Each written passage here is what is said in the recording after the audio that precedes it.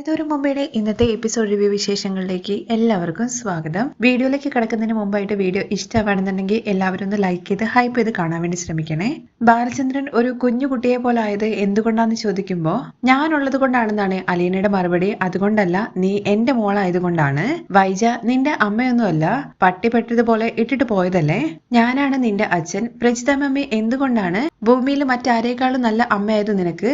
നിന്നെ അത്രയ്ക്ക് സ്നേഹിച്ചത് കൊണ്ടല്ലേ. എന്നാ ഞാൻ അതിന് മേലെയാണ്. രജിത മമ്മി എവിടുന്ന തുടങ്ങിയത്? നീ ഒരു ഓർഫനായതിന്റെ അടുത്തുനിന്നല്ലേ?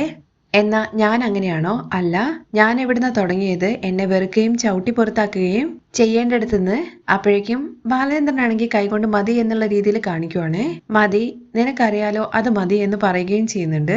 തുടർന്ന് അലീനയെ ചേർത്ത് പിടിച്ചും കൊണ്ട് തലോടിക്കൊണ്ട് നീ എന്റെ കുഞ്ഞല്ലേ എന്ന് ചോദിക്കുമ്പോ അതിന് ഒരു മുകളിലോട് കൂടി ആ എന്നുള്ള മറുപടി കൊടുക്കുകയാണ് അലീന. തുടർന്ന് അലീന മുത്തശ്ശി കിടന്ന ആ ബെഡിലൊക്കെ നോക്കി ചെറുതായിട്ട് സങ്കടപ്പെടുന്നൊക്കെ ഉണ്ട്. അതിനകത്ത് വിരിച്ചിരിക്കുന്ന ബെഡ്ഷീറ്റും തലണ കവറും എല്ലാം മാറ്റിയിട്ട് പുതിയത് വിരിക്കുവാണ്. വിരിച്ചെല്ലാം കഴിയുമ്പോഴേക്കും കൃഷ്ണമോള് അങ്ങോട്ടേക്ക് വരുന്നുണ്ട്. ആഹാ, ബെഡ്ഷീറ്റൊക്കെ മാറ്റിയോ? ചേച്ചിക്ക് ഇനി ഇതിൽ സുഖമായിട്ട് കിടക്കാലേ. കുറച്ചുകൂടി വീതി ഉണ്ടായിരുന്നെങ്കിൽ താനും കൂടെ വന്ന് കിടക്കുമായിരുന്നു. ഇത് കേട്ട അലീന ഒരുമയുണ്ടെങ്കിൽ എന്ന് പറഞ്ഞു തുടങ്ങുമ്പോഴേക്കും ഒലക്കപ്പുറത്തും കിടക്കാം എന്ന് പറഞ്ഞിട്ട് കൃഷ്ണമോൾ അത് മുഴുവിപ്പിക്കുകയാണ്. കട്ടിലൊക്കെ വിരിച്ച് റെഡിയാക്കിയിട്ടുണ്ടെന്നുണ്ടെങ്കിലും അലീന പഴയതുപോലെ തന്നെ താഴെ കിടക്കാൻ വേണ്ടി പോകുമ്പോ ചേച്ചി ഇന്നലെ താഴെ കിടക്കുന്നത് കട്ടിലിൽ കിടന്നൂടെ?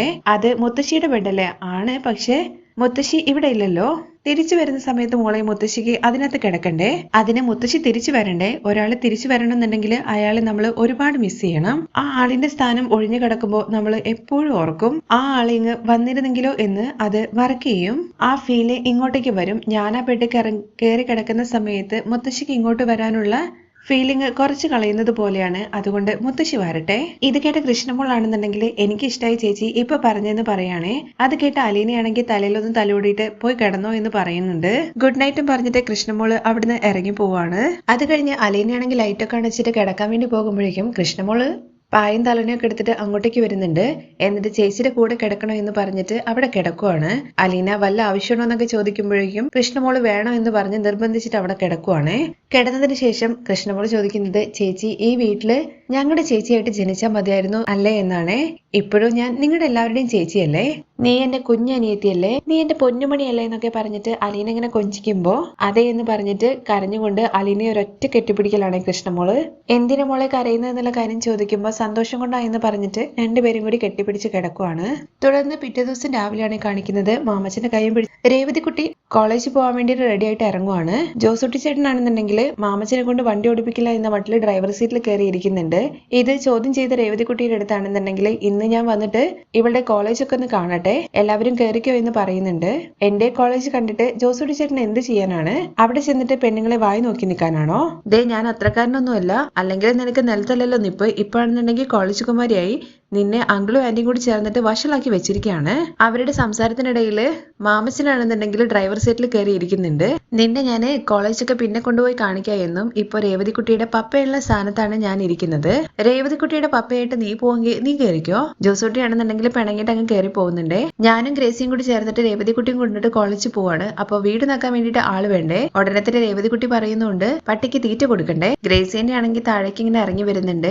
ഇത് മറന്ന് ഇവിടെ വെച്ച് കഴിഞ്ഞ് കഴിഞ്ഞാൽ പിന്നെ ഉച്ചയ്ക്ക് പട്ടിണി കിടക്കാനാണോ എന്ന് ചോദിക്കുമ്പോഴേക്കും ജോസൂട്ടി ആണെങ്കിൽ ഇത്രയും അറിവുള്ളതിനൊക്കെ എന്തിനാണ് കോളേജ് കൊണ്ടുപോയി ചേർത്തുന്നത്? പിന്നെ പഠിച്ചത് മറന്നു പോവില്ലേ? എന്തായാലും നിന്റെ അത്ര മറിവൊന്നും ഇല്ലടാ എന്ന് പറഞ്ഞിട്ട് ഗ്രേസി അവരുടെ അരികിലേക്ക് ചെല്ലുവാണ്. ഗ്രേസിയും രേവതിക്കുട്ടിയും കൂടി ചേർന്നിട്ട് കാറിൽ കയറി പോവാണ്. പോകുന്നതിന് മുമ്പായിട്ട് രേവതിക്കുട്ടിയാണെന്നുണ്ടെങ്കിൽ കളിയാക്കുന്ന രീതിയിൽ വരുന്ന സമയത്ത് എന്താ കൊണ്ടുവരണ്ടെന്നൊക്കെ ചോദിക്കുന്നുണ്ട്. തുടർന്ന് കാണിക്കുന്നത് ബാലേന്ദ്രനാണെങ്കിൽ മനുവിനെ വിളിക്കാനാണ് ചെയ്യുന്നത്. നീ എവിടെയാന്ന് ചോദിക്കുമ്പോൾ എറണാകുളത്താണെന്ന് മനു പറയുന്നുണ്ട്. എന്തായാലും ഇവിടെ നടക്കുന്ന കാര്യങ്ങളൊന്നും നീ അറിയേണ്ട കാര്യമില്ലല്ലോ. അങ്കിൾ എവിടെയാണെന്ന് തിരിച്ച് മനു ചോദിക്കുമ്പോ ഞാനിവിടെ മുറ്റത്തിറങ്ങി നിൽക്കുകയാണ്. ആഹാ, പുറത്തിറങ്ങാനൊക്കെ തുടങ്ങിയോ? അങ്കിളെ മുത്തശ്ശിയെ കൊല്ലപ്പള്ളി കൊണ്ട് വിട്ടോന്ന് കേട്ടു. അതാണ് ഞാൻ പറഞ്ഞത് ഇവിടെ പല നാടകങ്ങളും അരങ്ങേറുന്നുണ്ട് എന്ന്. അങ്കിള് വീട്ടിൽ തിരിച്ചെത്തിയ കാര്യം ഞാൻ അറിഞ്ഞിരുന്നു. അതിന്റെ കൂടെ തന്നെ വേറൊരു കാര്യം കൂടി അറിഞ്ഞു. എന്താടാ, എക്സ്ക്ലൂസീവ് വല്ലതും ആണോ? അതെ, അലീനയ്ക്ക് അങ്കിൾ ഒരു വലിയ പ്രൊമോഷൻ കൊടുത്തെന്ന് ആ കൊടുത്തട ആത്മാർത്ഥമായിട്ട് ജോലി ചെയ്യുന്നവർക്ക് പ്രമോഷന് അർഹതയില്ലെന്ന് തിരിച്ചു മനുവിന്റെ അടുത്ത് ചോദിക്കാണേ. അതെ അങ്കിളെ, പക്ഷേ ഇതൊരു ത്രില്ലിംഗ് പ്രമോഷൻ ആയി പോയി. കോടതി ശിപ്പായി നേരം എടുത്തപ്പോ ജഡ്ജി ആയതുപോലെ. അത്രയൊന്നല്ലടാ, അതിന് മുകളിലാണെന്ന് ബാലേന്ദ്രൻ പറയുമ്പോ അതെ അഡീഷണൽ സെക്രട്ടറി എന്നൊക്കെ പറഞ്ഞപ്പോ പ്രതീക്ഷിച്ചതാണ്. പക്ഷെ സ്വന്തം മകളായിട്ട് ഡിക്ലെയർ ചെയ്തു എന്നുള്ള കാര്യം കേട്ടപ്പോ ഞാൻ ഞെട്ടിപ്പോയി. എന്തായാലും അങ്കിളുടെ നല്ല ചങ്കൂറ്റാണ്. അത്രയൊക്കെ വേണ്ടായിരുന്നോ അങ്കിളെ ഈ വയ്യാണ്ടിരിക്കുന്ന സമയത്ത് എന്ന് മനു ചോദിക്കുമ്പോ എടാ അവള് അത് അർഹിക്കുന്നുണ്ട്. എന്തായാലും അങ്കിളെ ഇത് വളരെ സർപ്രൈസ് ആയി പോയി. ഇനി മനു നിനക്ക് വേണമെന്നുണ്ടെങ്കിൽ അവളെ കെട്ടാം. ഒന്ന് പോ അങ്കിളെ.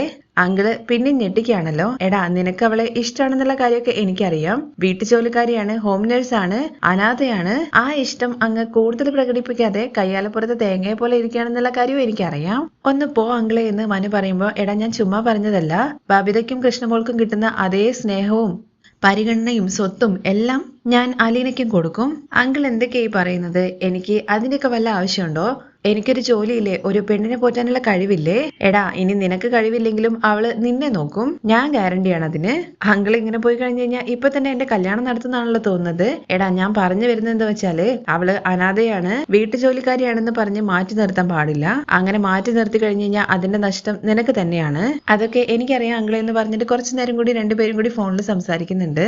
അതേസമയം അലീനയാണെന്നുണ്ടെങ്കിൽ അടുക്കളയിൽ ഇരുന്ന് ഭക്ഷണം കഴിക്കുന്നത് കണ്ട് അങ്ങോട്ട് കൃഷ്ണമോള് വന്ന് ചോദിക്കുന്നുണ്ട്, ചേച്ചി എന്തിനാ ഇവിടെ ഇരുന്നിട്ട് കഴിക്കുന്നത്? ചേച്ചിക്ക് അവിടെ വന്നിരുന്നൂടെ എന്ന്. എന്തിനാ മോളെ മറ്റുള്ളവരെ ഇറിറ്റേറ്റ് ചെയ്യുന്നത്? നമുക്ക് വിശപ്പ് പറയാ പോരെ, എവിടെ ഇരുന്ന് കഴിച്ചാലും. ചേച്ചി അവിടെ വന്നിരുന്ന് കഴിഞ്ഞ് കഴിഞ്ഞാൽ ചേച്ചിയെ ആരും എഴുന്നേൽപ്പിക്കില്ല. അത് എനിക്കറിയാം, ഞാനത് എഴുന്നേൽക്കുകയില്ല. അതുകൊണ്ടാണ് മത്സരിക്കാൻ ഞാനില്ല, ഞാൻ ഇവിടെ നിന്ന് കഴിച്ചോളാം. കൃഷ്ണമോളാണെന്നുണ്ടെങ്കിൽ കഴിക്കാനുള്ള ഇതൊക്കെ എടുത്തുകൊണ്ടിരിക്കുകയാണ്. മുട്ടക്കറിയിലേക്ക് മുട്ട തൊലി പൊളിച്ചിട്ടിട്ടില്ല, ഞാൻ എടുത്ത് ചെയ്തു തരാം എന്ന് പറഞ്ഞിട്ട് അലീന ചെയ്തുകൊണ്ടിരിക്കുമ്പോൾ ചേച്ചി കഴിച്ചു കഴിഞ്ഞില്ലല്ലോ, ഞാനത് തൊലി കളഞ്ഞോളാം. വേണ്ട മോളെ, ഇത് ശ്രദ്ധിച്ച് കളഞ്ഞിട്ടില്ല എന്നുണ്ടെങ്കിൽ മുട്ടയുടെ വെള്ളയും കൂടി പോകും. അതേസമയം അമ്മയും ബബിയും അതുപോലെ രോഹിയും കൂടി ഇരുന്നിട്ട് ഭക്ഷണം കഴിക്കുന്നുണ്ട്. കൃഷ്ണമോള് ഭക്ഷണം എടുക്കാൻ വേണ്ടി പോയതെന്ന് ഇവർക്ക് കാര്യം മനസ്സിലായി. ഇവരുണ്ടാക്കിയത് കഴിക്കുന്നില്ലല്ലോ. അവള് ഇങ്ങോട്ട് വരട്ടെ, ഞാൻ കാണിച്ചു കൊടുക്കാന്ന് രോഹി പറയുമ്പോൾ അതിന് എരിപിരി കെറ്റുന്ന രീതിയിൽ ബബിയും പറയുന്നുണ്ട്, ഇത് അങ്ങനെ വെറുതെ വിടാൻ പാടില്ല രോഹിയേട്ടാ. ഇന്നലെ അവളെ വിളിച്ചിട്ട് രോഹിയേട്ടൻ വളരെ സീരിയസ് ആയിട്ട് പറഞ്ഞ കാര്യമാണ് അലീനയുടെ ഫുഡ് എടുക്കരുത് എന്ന്. അപ്പോഴേക്കും കൃഷ്ണമോള് ആണെങ്കിൽ ഫുഡൊക്കെ എടുത്തിട്ട് വന്നിരിക്കുവാണേ. കൃഷ്ണമോള് വന്നിരുന്നിട്ട് കറിയൊക്കെ ഇങ്ങനെ പാത്രത്തിൽ ഒഴിക്കുകയാണ്. നല്ല ഫുഡ് ഉണ്ടാകുന്ന സമയത്ത് എന്തിനാണ് ഈ ഉണക്കദോശ തിന്നുന്നത് എന്ന് കൃഷ്ണമോള് ചോദിക്കുമ്പോൾ ഇത് നമ്മുടെ അമ്മ കഷ്ടപ്പെട്ട് നമുക്ക് വേണ്ടിയിട്ട് ഉണ്ടാക്കിയതാന്ന് ബബിത. അങ്ങനെ കഷ്ടപ്പെടേണ്ട ഒരു കാര്യം ഉണ്ടായിരുന്നില്ല. അതിനിടയ്ക്ക് രോഹിയാണെന്നുണ്ടെങ്കിൽ നീ അടുക്കളയിൽ നിന്ന് കൊണ്ടുവന്ന ഫുഡ് കഴിക്കേണ്ട, അമ്മ ഉണ്ടാക്കിയത് കഴിച്ചാൽ മതി. രോഹിയേട്ടാ നല്ല ടേസ്റ്റുള്ള ഫുഡ് ഉണ്ടാവുന്ന സമയത്ത് എന്തിനാണ് ഈ ഉണക്ക ഫുഡ് കഴിക്കുന്നത്? എല്ലാം ഈ വീട്ടിലുണ്ടാക്കുന്നത് തന്നെയല്ലേ എന്ന് പറഞ്ഞിട്ട് കൃഷ്ണമോള് കഴിച്ചുകൊണ്ടിരിക്കുകയാണ്. നിന്നോട് ഞാൻ ഇന്നലെ എന്താടി പറഞ്ഞത്? നമ്മള് അമ്മയുടെ കൂടെ നിൽക്കണമെന്നോ അമ്മ ഉണ്ടാക്കിയ ഫുഡ് കഴിക്കണം എന്നൊക്കെ പറഞ്ഞത് നീ മറന്നുപോയോ? രോഹിയേട്ടാ നമുക്ക് ഇഷ്ടമുള്ള ഫുഡ് ഇരിക്കുന്ന സമയത്ത് ഇഷ്ടമില്ലാത്തത് കഴിക്കേണ്ട കാര്യം എന്താണ്? നിനക്ക് എന്താടി മലയാളം പറഞ്ഞത് മനസ്സിലാവില്ലേ? അലീന ഉണ്ടാക്കിയാൽ ഫുഡ് കഴിക്കേണ്ട, അമ്മ ഉണ്ടാക്കിയത് കഴിച്ചാൽ മതി. ഈ സംസാരം കേട്ടിട്ടാണ് ബാലേന്ദ്രൻ മനുവിന്റെ അടുത്ത് സംസാരിച്ചിട്ട് ഇങ്ങനെ ഉള്ളിലേക്ക് കയറി വരുന്നത്. ഞാൻ അച്ഛനോട് പറഞ്ഞു കൊടുക്കുന്ന കൃഷ്ണമോള് പറയുമ്പോ നീ ചെന്ന് പറഞ്ഞു കൊടുക്കടി, ഒരച്ഛൻ എന്ന് പറഞ്ഞിട്ട് കഴിക്കുന്ന പ്ലേറ്റ് എടുത്ത് ഒറ്റ തട്ടം കൊടുത്ത് താഴേക്ക് ഇടുവാണേ. അത് കണ്ട് ബാലേന്ദ്രൻ വന്നിട്ട് അവിടെ ഇങ്ങനെ നിൽക്കുവാണ്. ശബ്ദം കേട്ട് അലീനയും അടുക്കളയിൽ നിന്ന് ഓടി വരുന്നുണ്ട്. ഒരിക്കലും ബാലേന്ദ്രനെ അവിടെ ആരും പ്രതീക്ഷിക്കുന്നില്ലല്ലോ. ബാലേന്ദ്രനെ കണ്ട ഉടനെ തന്നെ ബബിത പെട്ടെന്ന് അങ്ങ് എണീക്കുന്നുണ്ട്. രോഹിയും എണീക്കുകയാണ്, കൃഷ്ണമോളും എഴുന്നേക്കുന്നുണ്ട്. ഇതെല്ലാം കുരുക്കായി എന്നുള്ള മട്ടിൽ തലയ്ക്ക് കൈയും കൊടുത്തിട്ട് അവിടെ വൈജയ് ഇരിക്കുകയാണ്. ബാലേന്ദ്രൻ എന്നിട്ട് നൈസായിട്ട് ചെന്നിട്ട് രോഹിത്തിന്റെ കാരണം നോക്കിയിട്ടൊന്ന് പൊട്ടിക്കുകയാണ്. അത് കണ്ട വൈജയന്തി ആണെങ്കിൽ ഇരുന്നിരുന്ന് പെട്ടെന്ന് അങ്ങോട്ട് എണീക്കണേ, ഞെട്ടിത്തരിച്ച്. എന്താടാ ഇത്, തെമ്മാടിത്തരം കാണിക്കുന്നോ? നീ ഉണ്ടാക്കിയ പണം കൊണ്ട് മേടിച്ച പാത്രങ്ങളാണോ ഇത്? നീ ജോലി ചെയ്ത രൂപ കൊണ്ട് മേടിച്ച സാധനങ്ങളാണോ ഇതൊക്കെ? നിന്റെ കൈ കൊണ്ട് നീ പ്രിപ്പയർ ചെയ്ത ഫുഡാണോ ഇതൊക്കെ? ഞാൻ അധ്വാനിച്ച പണം കൊണ്ട് എന്റെ മകൾ പാകം ചെയ്ത ഫുഡുകൾ നശിപ്പിക്കാൻ നിനക്ക് എന്താണ് അവകാശം? നീ നശിപ്പിക്കണമെന്നുണ്ടെങ്കിൽ നീ ജോലി ചെയ്ത പൈസ കൊണ്ട് സാധനങ്ങൾ വാങ്ങി നീ കുക്ക് ചെയ്ത് നിന്റേതായ വീട്ടിലെ മേശപ്പുറത്ത് കൊണ്ടുവച്ചിട്ട് തട്ടിയെറിയണം. ഇപ്പോ നീ ചെയ്തില്ല, അതിന്റെ പേരാണ് തല്ലുകൊള്ളുതരം. നീ ഒരു കാര്യം മനസ്സിലാക്കുക എന്ന് പറഞ്ഞ് കൈയോട് ഇങ്ങനെ പിടിച്ചിട്ട് ആശ്രയത്വം അനുസരിച്ച് ജീവിക്കണം. ബബിതെ, നിന്നോടും കൂടിയാ പറയുന്നത്, ഇന്ന് മുതൽ ഈ വീട്ടിൽ 2 പാചകമില്ല. അലീന ഉണ്ടാക്കുന്ന ഭക്ഷണങ്ങൾ കഴിക്കാൻ മനസ്സുള്ളവർ കഴിക്കുക, അല്ലാത്തവർക്ക് പുറത്തു പോയിട്ട് കഴിക്കാം, അല്ലെങ്കിൽ പുറത്തുനിന്ന് വരുത്തി കഴിക്കാം. തുടർന്ന് രോഹി അവിടുന്ന് കയറി പോവുകയാണ്. പുറത്തുനിന്ന് പാർസല് മേടിച്ച് കഴിക്കുക എന്ന് പറയുന്നത് താൽക്കാലികമായിട്ടുള്ള ഒരു കാര്യമാണ്, അത് ഞാൻ ഉടനെ നിരോധിക്കും. ഞങ്ങളെ മൊത്തം അങ്ങ് നിരോധിച്ചേക്കെന്ന് പറഞ്ഞിട്ട് കലിത്തുള്ളി വഹിച്ച് അങ്ങ് ചേരുവാണ്. എന്നാത്തിനാണ് കുറയ്ക്കുന്നത്? സ്വബുദ്ധും സ്വബോധവും ഉണ്ടാക്കാനുള്ള സമയമാണ് ഈ തന്നിരിക്കുന്നത്, അത് വേണ്ടതുപോലെ ഉപയോഗിച്ചാൽ കൊള്ളാം എന്ന് പറഞ്ഞ് ബാലേന്ദ്രൻ അങ്ങ് കയറി പോവാണ്. കലിതുള്ളി ആദ്യം കൃഷ്ണമോളുടെ അടുത്ത് പറയുന്നുണ്ട്, നിനക്കിപ്പോ സമാധാനമായോടി? അവള് ഉണ്ടാക്കി വെച്ചിട്ടുണ്ടല്ലോ, എല്ലാം പോയിട്ട് നക്കി തിന്ന്. പോകുന്നതിന് മുമ്പായിട്ട് അലീനയ്ക്ക് നേരെ ചെന്നിട്ട് പറയുന്നത്, സ്വർഗം പോലെ കഴിഞ്ഞ കുടുംബം നരകം പോലെ ആക്കിയ പിശാജ്, നീ എല്ലാം കണ്ട അർമാദിക്കടി, അർമാദിക്ക് എന്ന് പറഞ്ഞുകൊണ്ട് കയറി പോവാണേ വൈജ റൂമിലേക്ക്. എല്ലാവരും അവിടുന്ന് പോയി കഴിഞ്ഞ ശേഷം കൃഷ്ണമോളെ ചേർത്ത് പിടിച്ചിട്ട് അലീന പറയുന്നുണ്ട്, സാരില്ല മോളെ, സമാധാനിക്കുക എന്ന് പറഞ്ഞിട്ട് ചേർത്ത് പിടിക്കുകയാണേ.